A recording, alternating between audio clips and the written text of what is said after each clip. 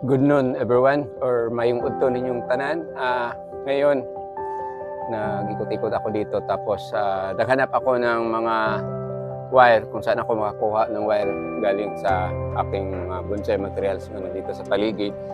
Kaya nag-ikot-ikot ako, so hindi ko pa nakahanap ng saan nga bonsai na matatanggalan ko ng mga maliit na wire kasi na-short na ako sa wire. Ito na lang natitira. Tapos dito pa ako sa baba naka-start with my bugtae or kalyos. Then ang ginawa ko, rini-reduce ko yung mga sanga para makasya itong mga wire.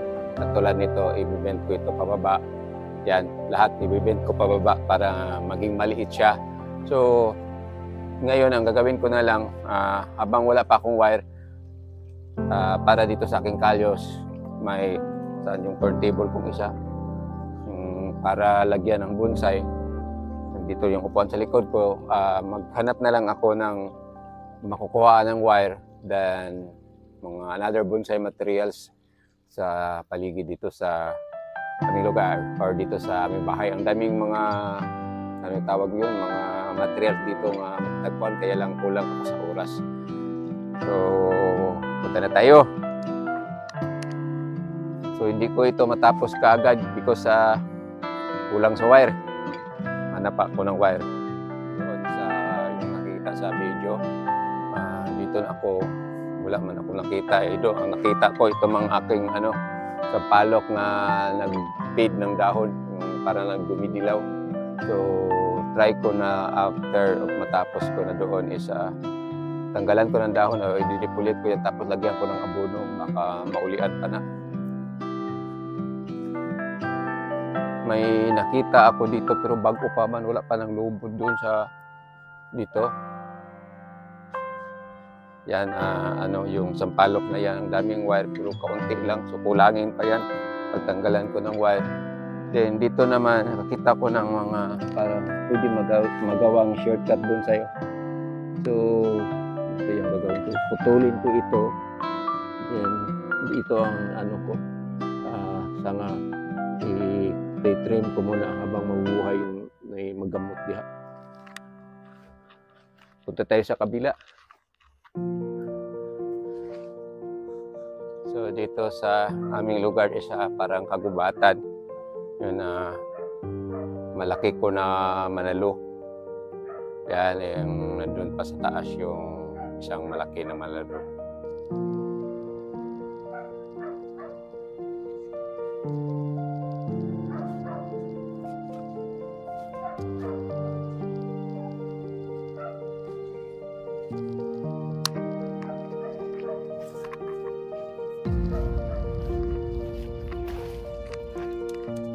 Magandang bulaklak dito.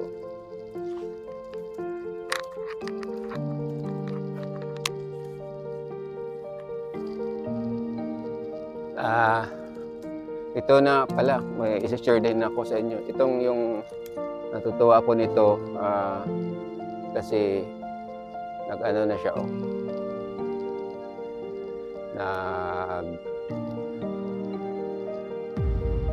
gwapo na gamay lang tawon. May ano yung tawag, red ficus. Yan, syempre ginugupitan ko lang pero magwapo man siya pag musalingsing na. So tingnan mo, pag ganyan ang vision mo, pag focus ng ganyan, hindi siya maganda. Pero ihap mo ng kaunti, yan, maganda siya. So yung pagkukuha is depende pala din sa camera, how you hold the camera. So punta na tayo dito. So ito na lang nakita. So, yan, naglubo na yung mga wire. Ipis ficus, yan, ficus ipis. Ito na lang dalawa. So yun, ito na lang ang dalhin ko doon. Tapos tanggalan ko ng wire. So yung gagamitin ko sa bugtae ko. So ito, pinabayaan ko sa palo ko, yan, lumulak daghan. So pero siguro hindi ito matuloy kasi hindi siya healthy. May natuloy yun. Ayun na dayon. So namumulaklak na ito. May kwan din ako yung yan, bangkok. Then Sharing also, kailangan ko na itong ilagay sa init. Kaya yan, maliit pa pero gulang na kayo. So that is chikus. Napukoy bonsai chikus. Yan oh. So punta na tayo. Punta na ako doon. Dalhin ko tong dalawa. So try ko lang matapos mga short. So ang gawin ko dyan is tanggalan ng dahon kasi dagko magdahon. So tanggalan ko ng dahon. So ito na, nadala ko na galing doon. So ito, nagproblema ko or nagka-problema ko paano ko ito ibibenta pababa or ibawog. Gahi na kayo, so there's possibility kung pugso na ko na siya bawog mabalik na. Especially nga nag-ulan, basa kayo. So basa siya, so there's a possibility mabalik. So ang gawin ko na lang dito kung ano na lang makakaya niyang forma. So ganito po ito kasi yung forma niya bawog-bawog ba. Na, diba? Tapos isa, yan, nakagawa na naman ako ng ibang pot kasi try ko na lang sana magawa. Then if ever may bumibili, ibibinta ko. Kaya lang nag-post ako, wala may mupalit. So sige na lang, gamitin rin ako ng mga masitira sa mga materials ko. So may isa din akong portable turntable dito. Turntable naman yung para lagyan ang mag-trip ng materials mo. Then may isa naman ako. Yung maganda doon is binigay lang sa brother ko. Kasi naawa siya sa akin kasi dati wala akong turntable eh. Ako ang umiikot sa bonsai. So ngayon binigyan ako ng malaki tapos inorderan ako ng anak ko dito. Kaya lang nakaputi-puti na kay gipatungan wala na ako atong pat na mo ako gipintalan. So mag-start na ako. Dito is yung wire ang importante. Ang problema kasi i-rewire ko ito ulit is baka mabalik lahat dito sa area o sa halaman. So, try ko na lang konti na lang mabalik dito na wire. Then para tapos ko ma-rewire yung bugtay ko. So dito nga dalakit ganahan ta ko ani kay murag silver ning dahon. So mo siguro ni gitawag nila tatong tiger bark. Pero di mo po tiger yung bark.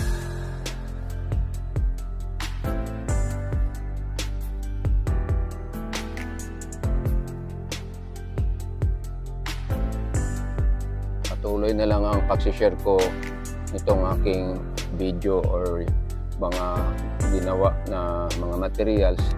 Baka sakali makatulong ito sa mga baguhan na mahilig magbonsai, mga bata na naging mahilig pero hindi katulad yung kaedad ko nga marami kami mga older compared to new generation na mahilig sa bonsai. Aming city, wala man may bonsai club diri sa aming city. May mga bonsai enthusiast diri pero wala may club. Not like us in other town. There's a club sila, may mga club sila. Pero diri sa city wala. So patuloy ko na lang.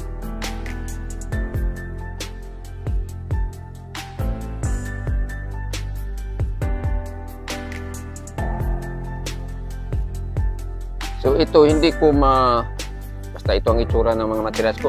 Hindi ko ma-share kung anong ginagawa ko. Yung may nag-comment din nga foreigner yata yun o Pinoy yun. Basta foreigner yun. Nagsabi niya nga i-share ko daw paano mag-start ng paggawa ng bonsai. Sa akin naman, ang dami na nag-share yung mga master na paano mag-start. So, hindi na lang ako mag-share. Alam naman ang akin lang yung mga experience ko, yung i-share ko yung experience ko about the bonsai. Like this one, kanisya na paikos. Maganda sana ito paikos ha. Ang problema nito kay dili man po siya musali. Angay lang siya sa pang-landscape dito kanang sa yuta itanong pero sa pot kinalagda ko kailangan malaki yung pot nito kasi mamatay ra pud usahay ning sangag diretso nya dili siya pwede i-depolit na udtanay og dahon compared to yung ordinary ficus yung makikita natin sa mga puno ng niyog. May mga ano doon. So matagal na ito niya mag-start ko ani seedlings. So nakuha ko itong material na ito doon sa resort. Doon sa Darwin, sa labas nila sa gate sa resort. May tanom dito gilandscape bagi kuruma og lingin-lingin. So ang ginawa ko yung napunta kami sa resort ay nagpangayo ko og sanga. Yung ganitong tagiya nga mabuhi ba ng sanga. Nakusulayan lang. Ang nangyari nabuhay. So iyan, nakakuha kong seedling. So I thought nga lami kay siyang variety sa pipe. Dili man. So, nag-ano ba? Kanang kinanglan nimo og attention ni siya. Attention naman. Kinanglan bag ayun ka lang ba? Karon. Ngayon, natapos ko na natanggalan ng wire. So, ang gawin ko na lang dito is para magdaghan ni siya sanga. Ako siyang tangtangan og dahon or tanggalan yung mga dahon tapos mag-iwan ako ng kada sanga usa ka dahon para dili siya mamatay kay mamatay yan ning diretso wa ako bonsai materials. So mayroon din akong ganito, makita ninyo. Yung bumili din ako pero murahin lang ito, nabili ko ito sa Shopee. Itong isa stainless. Tapos pag post na kong hugot nabawog ning iyang hapit mo tapot. So kung post go nimo na matapot hindi na siya. So, try po magpareha sa uban nga master or yung ginagawa ng mga master na may tuod diri. Ako pupunong ko ng tuod. Yan. So, isod. Wapo tong carving tools the way ani. Try na ko ng usa. Ang ako ani ba og makuan ang nangyari masanggi ning sanga na kuman. Panalagsar ba kung kitag dalakit nga gikuan carving.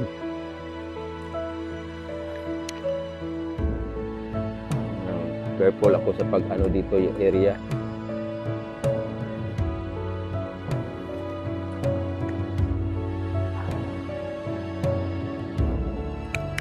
Ako ba ako?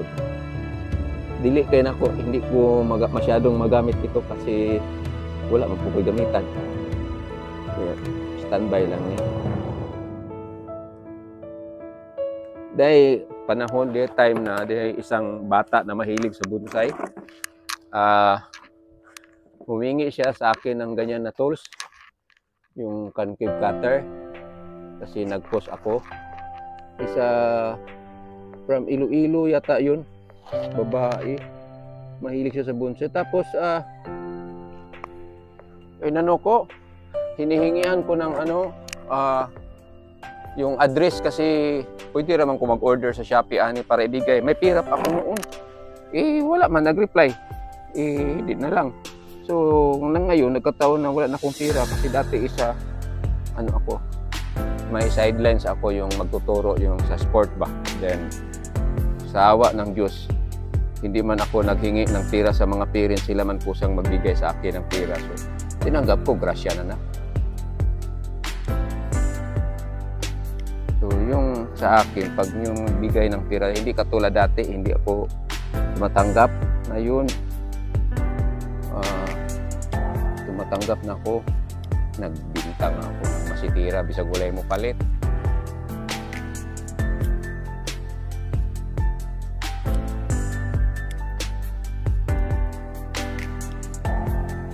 Tapos, maggupit.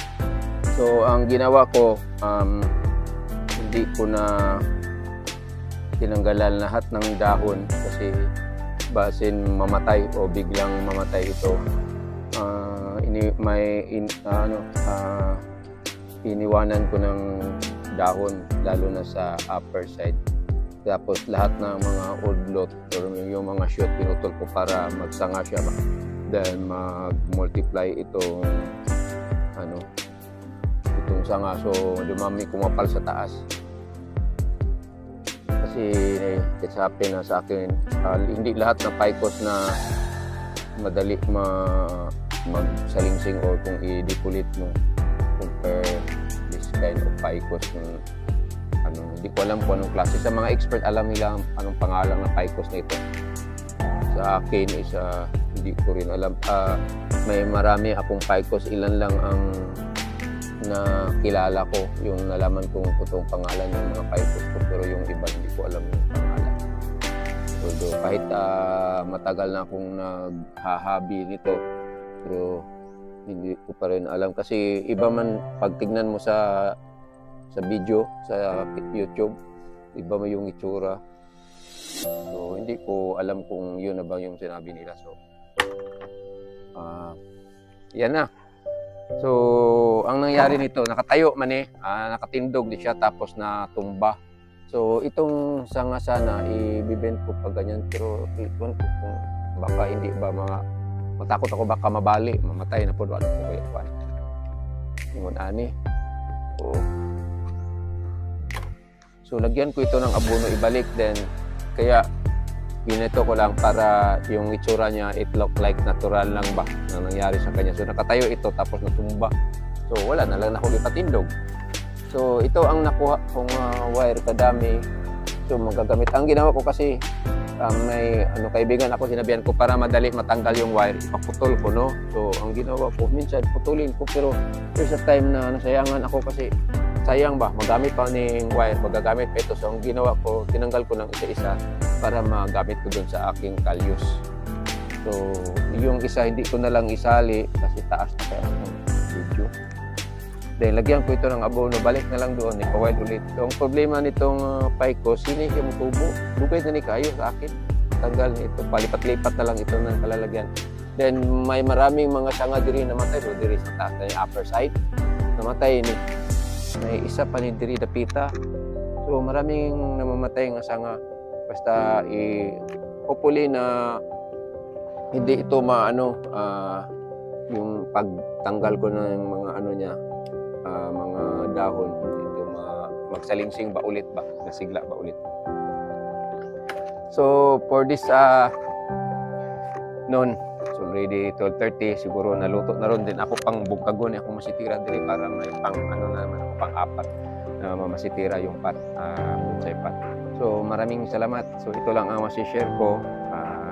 Maraming salamat pa rin sa nanonood sa aking video at saka sa mga subscriber ko, paangat na paangat yung subscriber ko. So, again, God bless you to all of you, sa mga subscriber ko at saka sa hindi ko subscriber.